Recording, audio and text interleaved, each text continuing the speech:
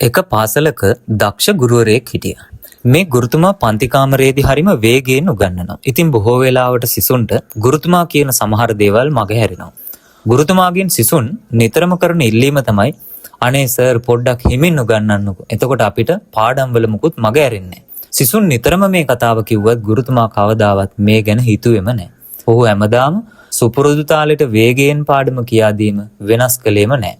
පාඩම් වල ගැඹුරු තැන් විස්තර කර දීම, නොතේරුණු තැන් නැවත කියා දීම, සිසුන්ට ගැටලු ඇත්නම් අහලා තේරුම් කර දීම වගේ හොඳ තාක්ෂණික ඉගැන්වීම් ක්‍රම කිසිවක් නැතුව හරිම හදිසියෙන්, හරිම ඉක්මනින්, හරිම නොයවසිල්ලෙන් පාඩම කියා දීම ගුරුතුමාගේ ලොකුම අඩුපාඩුව වුණා.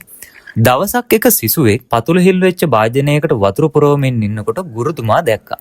සිසුවගේ වැඩේ දැකලා පොඩි හිනාවකුත් ගිය ගුරුතුමා සිසුව ළඟට ගිහින් කියනවා, පුතේ ඔය භාජනයේ පතුල හිලක්නේ. ඕකට වතුර පුරවල වැඩක් නැහැනේ. පුරවන වතුර ඔක්කොම ආයෙත් පතුලෙන් අහක යනවනේ. ඒ වෙලාවේ මේ සිසුව ගුරුතුමාවත් පුදුම කරවමින් හරි අපූර්ව දෙයක් කියනවා. ඒ තමයි සර්ගේ ඉගැන්විල්ලත් මේ වගේ තමයි සර්. අපිට අල්ලගන්න අමාරුයි. සර්ට කිව්වට වැඩකුත් නැහැනේ ඉතින්.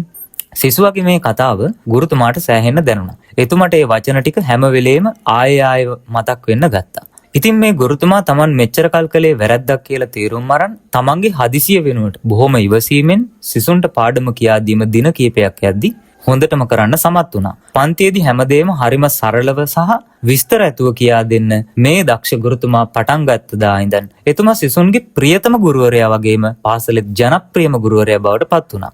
ගුරුතුමාට දැනෙන්න වැරද්ද කියා දීපු සිසුවා එතුමාගේ ප්‍රියතම ශිෂ්‍යයා වුණා. ඉතින් කෙනෙක්ට දෙන දෙයක් නිවැරදිව පිළිවෙලට දෙන්නත් ගුරුවරයෙක්, දෙමව්පියෙක්, වැඩිහිටියෙක් විදියට ඔබ දරුවන්ට පැහැදිලිව කාරුණිකව ජීවිතය කියා දෙන්නත් මහන්සි වීමේ වටිනාකම වගේම ගුරුවරයෙකුගේ විශේෂත්වය වෙච්ච සකසා ඉගැන්වීම කියන සංකල්පයේ වටිනාකමත් මේ කතාව අපිට හරියටම කියලා දෙනවා. ඒ නිසා මතක තියාගන්න, අද ඉඳන් එපා හිල් වෙච්ච බඳුන් වලට වතුර පුරවන්න.